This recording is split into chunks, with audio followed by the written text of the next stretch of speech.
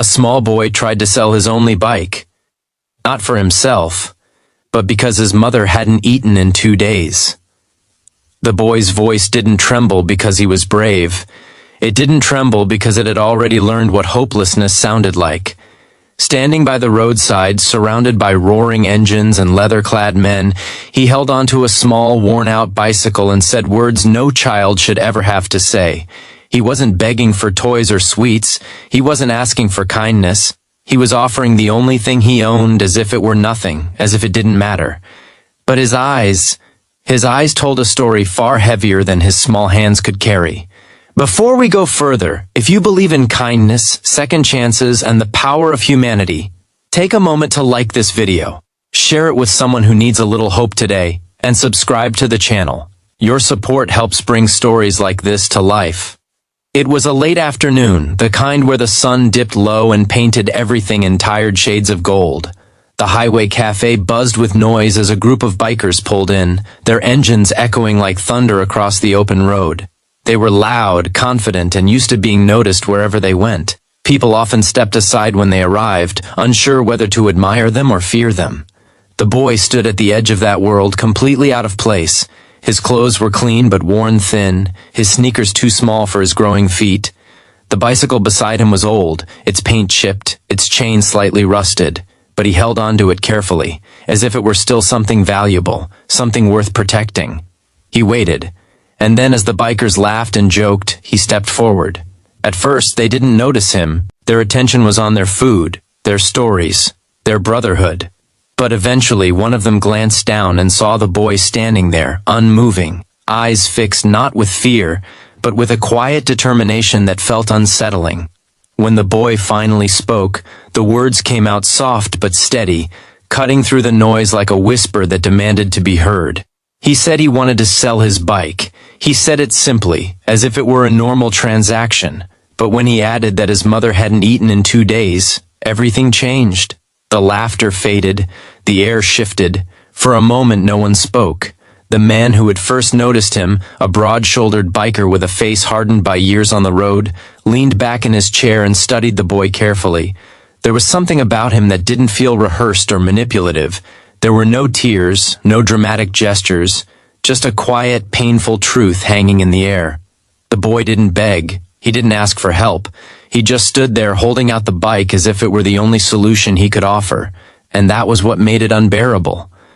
The biker asked a few questions, his voice softer now, stripped of its usual edge.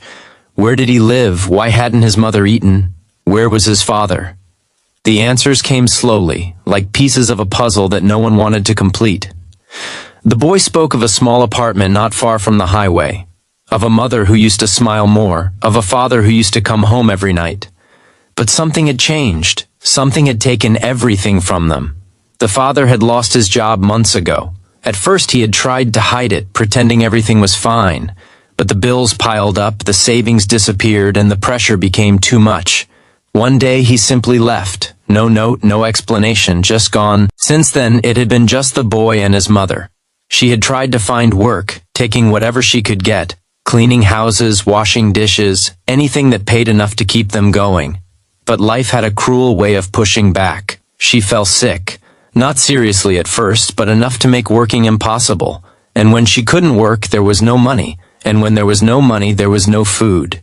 The boy had done what he could. He skipped meals, telling his mother he had already eaten at school. He drank water to quiet his hunger. And when he realized she was doing the same for him, when he noticed her growing weaker each day, he made a decision no child should have to make. He would sell his bike. It wasn't just a bike. It was his freedom, his joy, his escape from everything that felt too heavy. But in his mind, it was a small price to pay if it meant his mother could eat. The bikers listened in silence. Something inside them shifted. Something deeper than sympathy. It wasn't just the story, it was the way the boy carried it. The way he stood there, not asking for pity, but offering what little he had with a dignity that felt almost sacred.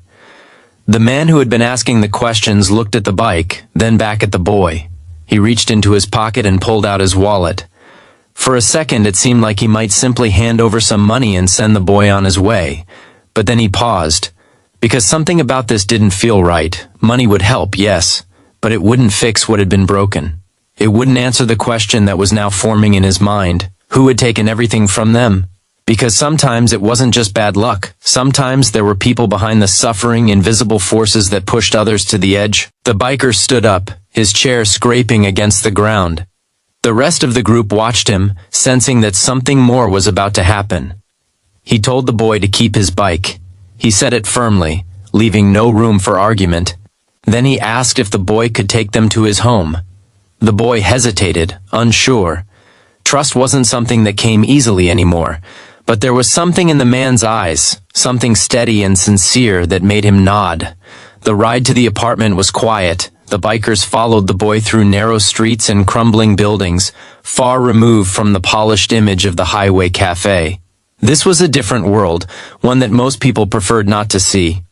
When they reached the apartment, the door was slightly open. Inside, the air felt heavy. The boy rushed in first, calling out softly.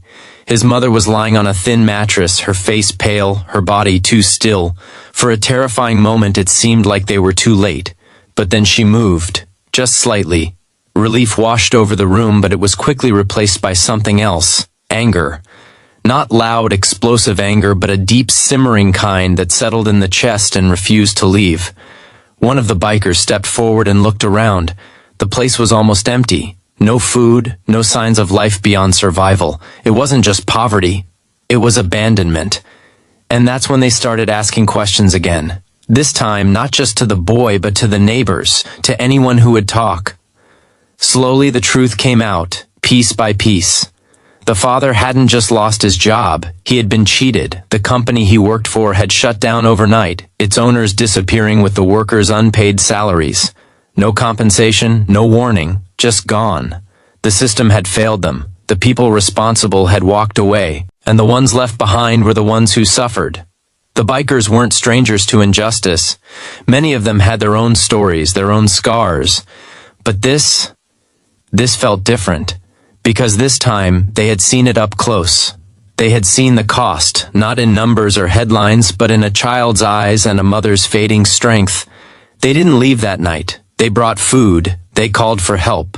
One of them knew a doctor. Another knew someone who could arrange work once the mother recovered. They didn't just give money. They gave time, effort, and something even more valuable. They gave hope. Days turned into weeks. The mother slowly regained her strength. The boy returned to school, his bike still by his side. But now, it wasn't a symbol of sacrifice. It was a reminder that sometimes, even in the darkest moments, something unexpected could change everything. And the bikers, they kept coming back. Not because they had to, but because they wanted to. Because somewhere along the way, they had learned something important. Strength wasn't just about power or fearlessness. Sometimes it was about showing up when it mattered most. Just before we reach the end, here's a special request. Comment below with one word that represents kindness to you.